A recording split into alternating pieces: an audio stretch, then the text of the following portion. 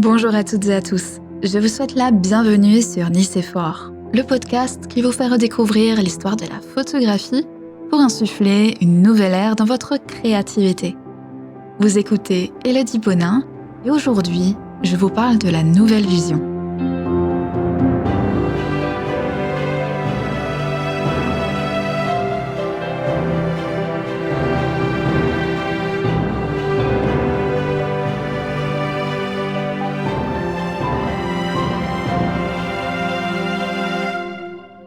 Avant de commencer, je vous invite à vous rendre en description de cet épisode. Vous y trouverez le lien de l'article résumant le contenu à venir, accompagné des photographies et images qui seront mentionnées. Cette ressource vous sera grandement utile pour une meilleure compréhension de l'épisode. Maintenant que tout est dit, c'est parti.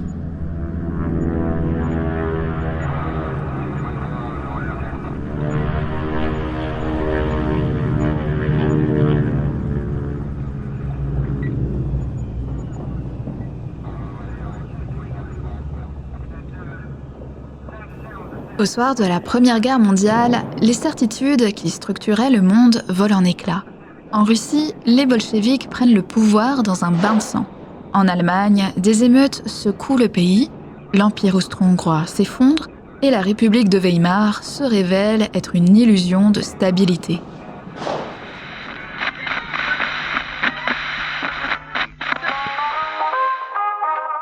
Dans les pays vaincus, une urgence s'impose. Il faut un art nouveau, un art en rupture, un art qui parle le langage du présent. Berlin devient le cœur battant de cette effervescence. L'industrie fascine, la machine obsède, elle détruit, la guerre l'a prouvé, mais elle promet aussi un avenir radieux. La modernité et le progrès deviennent des croyances.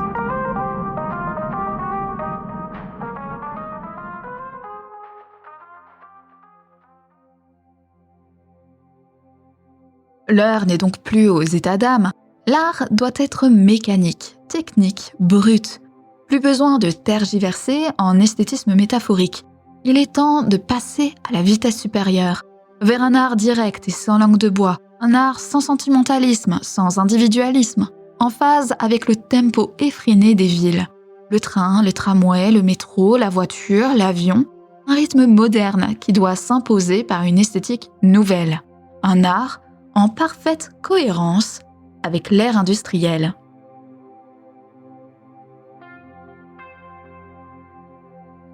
Cet art nouveau s'impose par un nom évocateur, la nouvelle vision. Nouveauté par sa manière de voir autrement, mais aussi de penser autrement le monde en mutation, façonné par l'industrie et l'urbanisation. Un monde rythmé par la vitesse et structuré par les machines. C'est la fin assurée de la subjectivité et du sentimentalisme. L'appareil photographique est désormais exploré en tant qu'outil technique, prolongeant l'œil humain, capable de traiter les réalités avec une rigueur sans pareille.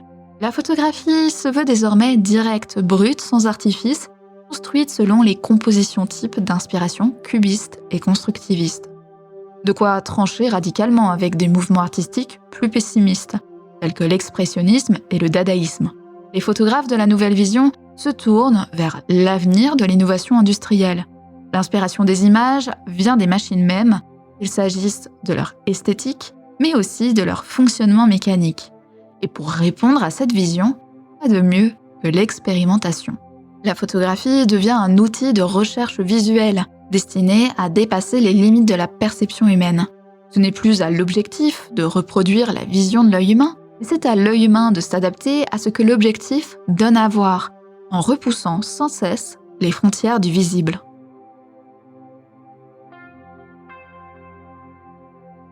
Durant la première moitié des années 20, une poignée d'artistes et de photographes tentent de définir les règles et composantes du courant de la nouvelle vision. Pour la plupart, ils sont étudiants ou enseignants dans la célèbre école d'art appliqué du Bauhaus à Weimar, en Allemagne.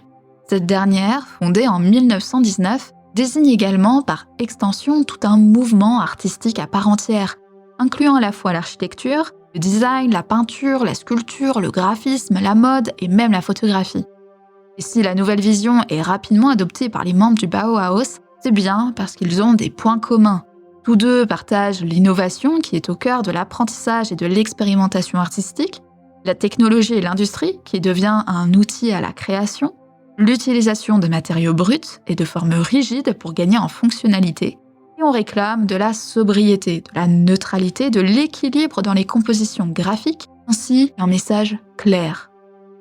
Parmi les premiers du Bauhaus à tenter de définir la réelle nouvelle vision, c'est l'étudiant Werner Graff, qui se démarque en 1922 avec la publication de son manifeste intitulé « Le nouveau photographe ». Un manifeste qui pose les bases théoriques du courant émergent et expose les principes de ce regard en rupture avec le passé, ancré dans le présent et adapté aux progrès à venir de la société. Et ce regard, Werner Graff le rend concret à l'aide d'images illustratives. On y voit notamment l'homme moderne, qui ne se contente plus de regarder simplement devant lui. Son regard, désormais, s'élève vers les hauteurs des immeubles, plonge dans les profondeurs du métro souterrain. La nouvelle vision explore donc son environnement sous de nouveaux angles. L'ère du regard horizontal est révolue, on se tourne davantage vers la verticalité, qui devient la ligne directrice de cette nouvelle esthétique. Les hommes ne regardent plus le monde tout droit. L'homme moderne regarde toujours dans d'autres directions. Werner Graff, le nouveau photographe, 1922. Par cette approche, la photographie s'aligne sur les innovations urbaines du monde moderne. L'instant n'est plus le sujet de l'image. On cherche davantage à capter un rythme et les spécificités environnementales d'une époque. À la suite de Werner Graff, c'est au tour du professeur de l'atelier métal du Bauhaus, Laszlo Moholy-Nagy, qui bascule les certitudes des photographes allemands avec son ouvrage intitulé « Peinture, photographie, film » publié en 1925. Ce second manifeste développe une réflexion radicale sur la typographie, la photographie et la peinture, posant les bases d'une nouvelle approche de l'image. Son travail photographique repose sur une composition rigoureuse où le cadrage et les diagonales structurent l'espace. La dynamique est essentielle. Le déséquilibre devient moteur de l'image, projetant un mouvement à venir. Le vide s'invite dans la composition et la coupure du cadre accentue l'abstraction, privant le spectateur de repères spatiaux traditionnels tels que la simple ligne d'horizon. L'image ne raconte plus. Elle est là pour questionner. Elle ne dit rien, mais elle interroge tout, mettant en crise la cohérence de l'individu dans son monde. La seule réalité tangible devient celle de la feuille photosensible, cette feuille blanche, et aussi du regard du photographe chargé de recomposer le visible. Comprendre une image de Moholy-Nagy ne va pas de soi, il faut la tourner, la questionner. Loin d'un simple enregistrement du réel, sa photographie exige de l'interaction et des réelles réflexions. L'image devient un dialogue, un échange, un jeu d'interprétation où le spectateur devient lui-même acteur de la photographie. Toute la peinture est peinte à hauteur de nombril ou bien à hauteur des yeux. Il faut enlever ce voile du nombrilisme de nos yeux, photographier de haut en bas, de bas en haut, de tout point de vue, excepté celui du nombril. Rodchenko.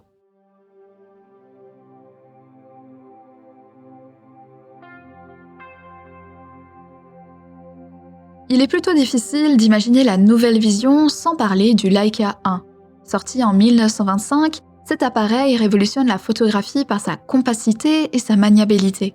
Les photographes peuvent désormais capturer l'instant sous des angles totalement inédits à hauteur d'œil et suivre la direction des regards. Il devient notamment l'outil fétiche du constructiviste russe Alexander Rodchenko, qui se plaît à plonger son objectif vers le ciel ou à le retourner vers le sol, pour briser la perspective traditionnelle.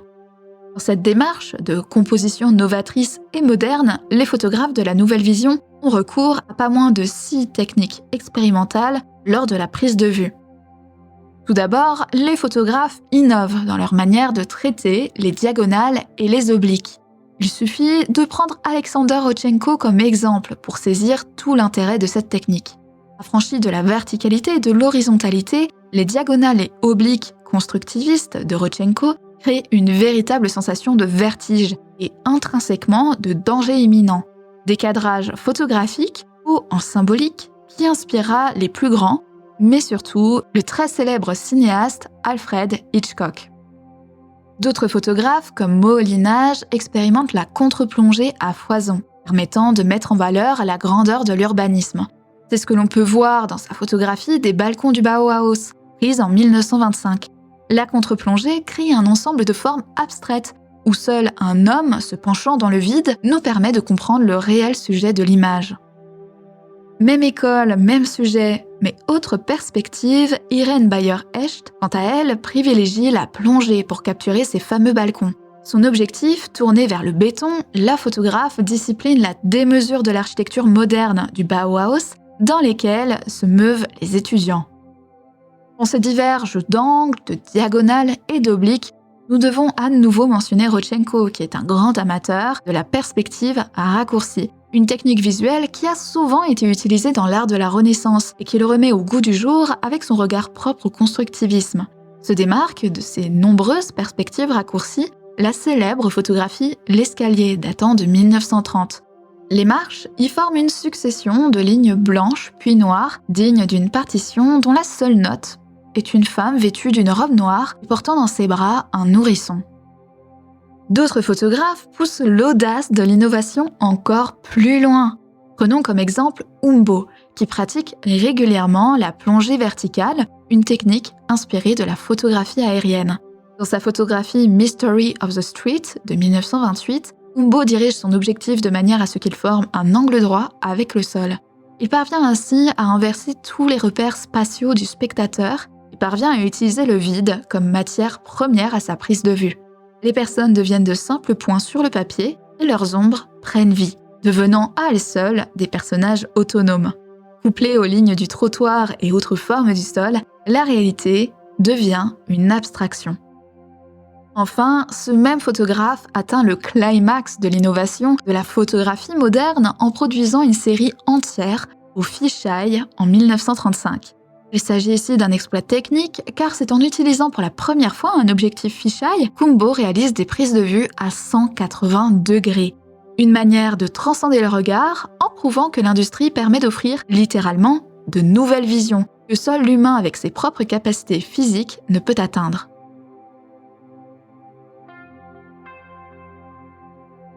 Jusque-là, les prouesses techniques modernes ne manquent pas, et pourtant, nous n'avons pas fini, car en plus d'innover à la prise de vue, les photographes innovent tout autant la post-production de leurs images.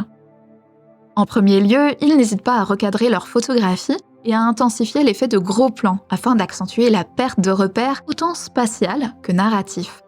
Dans sa photographie Willy und Ulla de 1927, Humboldt recadre son image afin que le visage de Ulla remplisse totalement l'espace. Son expression, proche de l'extase, éclate aux yeux du spectateur, et pourtant, elle n'est pas le réel sujet de la photographie finale.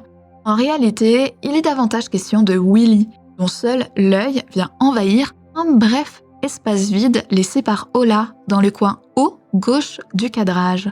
Aucun contexte nous est donné, nous offrant plus de questions que de réponses. Le traitement des images est également réalisé à des fins d'abstraction totale. À la croisée des chemins entre la rigueur constructiviste et le réel illusoire, les photographes de la Nouvelle Vision s'attribuent la mission de se débarrasser entièrement du réel. Pour ce faire, certains, comme Germaine Krull, accentuent les effets de contraste entre les lumières et les ombres, donnant ainsi naissance à des images iconiques du mouvement, dont se démarque Escalier de 1928. C'est également ce que fait Florence Henry sur ses natures mortes déjà abstraites à la prise de vue, qui s'accentue à l'aide de ces contrastes. Dans cette quête de l'abstraction, Lucia Schulz et d'autres adeptes de la Nouvelle Vision s'approprient le photogramme, fixant ainsi l'empreinte négative d'objets sur un papier sensible à la lumière. C'est ainsi que Schulz réalise en 1927 des reproductions 100% photographiques de peintures de Kandinsky. Et bien évidemment, quand il est question de post-production, il est difficile d'échapper à la question du photomontage. Comme beaucoup de mouvements photographiques, la Nouvelle Vision use de cette technique pour accentuer l'effet de chaos urbain, comme le montre Métropolis de Paul Citroën, réalisé en 1923. Mais cette image gagne aussi en paradoxe, prouvant que le chaos peut être maîtrisé pour toujours croître en modernité et en progrès. C'est dans cette visée que Moholy-Nagy développe ce que l'on appelle la phototypo, un dérivé du photomontage qui se veut transformer la photographie en un travail typographique. Par cette démarche, il souhaite élaborer une communication encore plus immédiate avec le réel, tout en travaillant sur les abstractions de contraste. Et enfin, c'est le photographe Meuwer qui se démarque avec la dernière technique de post-production communément utilisée par le mouvement. Il est ici question de la multi-exposition, et dans son ouvrage Paris, publié en 1931, le photographe use grandement de cet outil de surimpression et d'exposition multiples pour donner naissance à un kaléidoscope photographique, donnant aussi l'illusion de mouvements sauvages à ces images urbaines.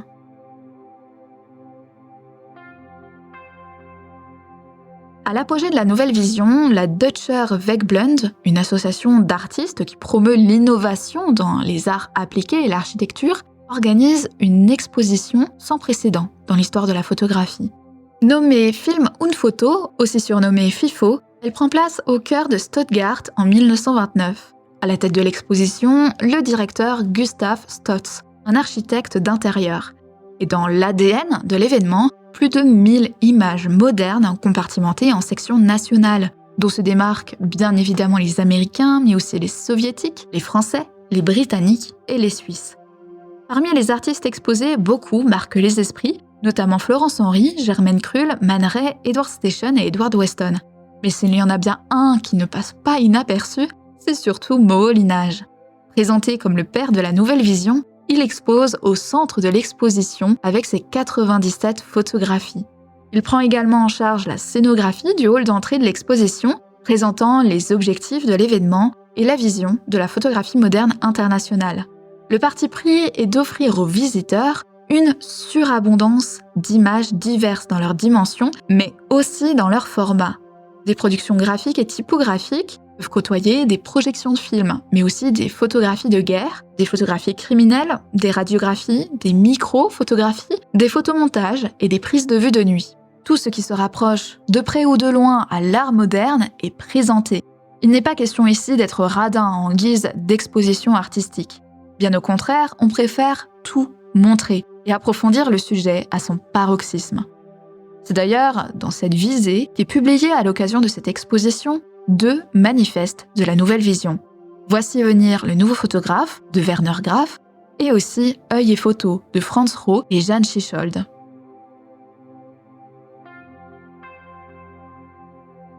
À peine les portes de l'exposition fermées, la photographie moderne se retrouve au cœur des débats artistiques allemands. Le médium commence à être utilisé massivement dans les revues et magazines, permettant l'essor du photoreportage, une photographie pour le moins directe, sociale et aussi politique, en réponse à cette politique nazie qui ne se gêne pas de faire fermer l'école du Bauhaus en 1933. En Allemagne, on promeut désormais la nouvelle objectivité, un mouvement qui prône une neutralité frontale, d'où se démarquera le photographe August Sender. Avec la nouvelle objectivité, la composition visuelle n'est plus une question de forme abstraite, mais de sujets bien réels. C'est ainsi que la photographie documentaire prend de l'ampleur en Europe et met fin à la carrière de nombreux photographes adeptes d'une vision artistique et moderne propre aux années 20. Certains sont même touchés juridiquement par cette évolution de la photographie vers une vision sociale. C'est notamment le cas de Rodchenko, qui est accusé par l'URSS de produire des images à la réalité bourgeoise et sans utilité sociale, ce qui le mènera à être condamné pour plagiat de la photographie allemande.